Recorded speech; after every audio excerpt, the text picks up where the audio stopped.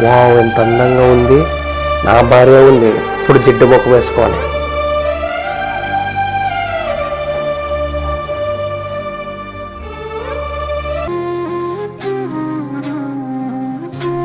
నువ్వేనా?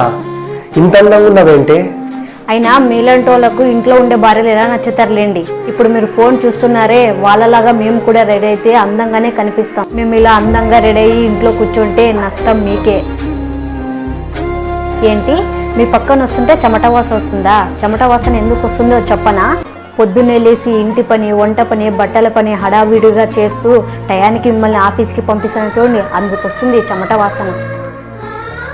అంతెందుకండి, మా ఆడవాళ్లకు పిల్లలు పుడితే అందం పోతుందని తెలిసినా మీ వంశాన్ని మా కడుపులో మోస్తాం.